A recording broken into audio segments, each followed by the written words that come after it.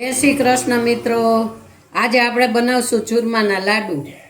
તો ઘઉંનો લોટ લઈ લીધો છે અને આ ચણાનો લોટ પોણો વાટકો લઈ લીધો છે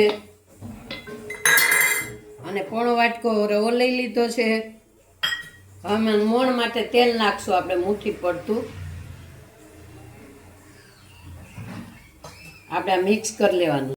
તો આ રીતે આવું આપણે મોણ મુઠ્ઠી પડતું દઈ દેવાનું છે અને આ પાણી ગરમ કરી લીધું છે આપણે. એનાથી લોટ બાંધી લેશું. થોડું થોડું પાણી નાખતા જાઉં ને લોટ બાંધતા જાઉં. આ રીતે આપણે લોટ બાંધતું જવાનું છે અને આ રીતે મુઠિયા બનાવતું જવાનું. અહીં તેલ ગરમ મૂકી દીધું છે. હવે આપણે તળી લેશું.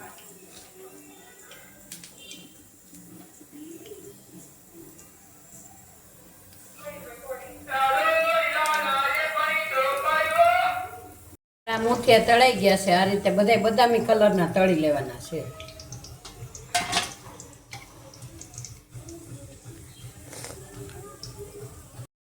બસ આ રીતના બધા તળી લેવાના છે. આપણે મુઠિયા તળી લીધા છે. હવે ભાંગીને રૂમ ટેમ્પરેચર ઉપર ઠરવા દેવાના છે. પછી આપણે મિક્સરમાં કાઢશું. જો આપણે આ ઠરી ગયો છે, ભૂકો કરી નાખ્યો, મિક્સરમાં કાઢી નાખશું. થોડો થોડો નાખી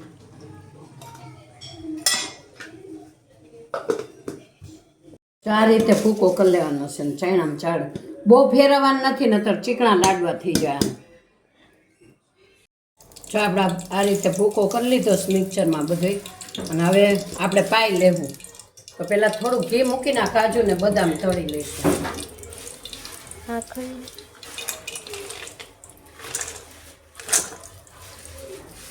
ભૂકો કરી નાખવાનો, શેકાઈ જાય ને ઘીમાં. પછી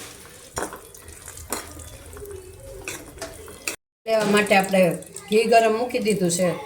હવે એમાં ગોળ નાખી દઈશું.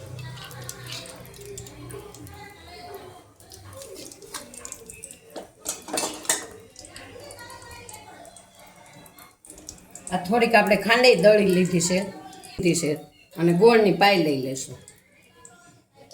ખાંડામાં નાખી દેવું આપણે પહેલાં. ગોળની પાઈ આવે એટલે નાખી દઈશું. ગોળ ઓગળી ગયો છે ઘીમાં. હવે નાખી દઈશું.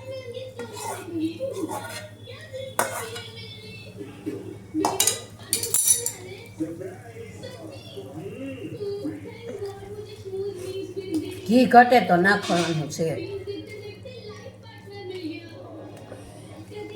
હવે ઉપરથી આપણે કાજુ ને બદામ નાખી દઈએ. પાઈ નાખીને તૈયાર કરી દીધો. હવે આ કાજુ બદામ અને આ એલચીનો ભૂકો છે. લાડુ બધા વાળી લેવાના. પહેલા લાડુ આપણે ગણપતિ બાપા માટે વાળશું.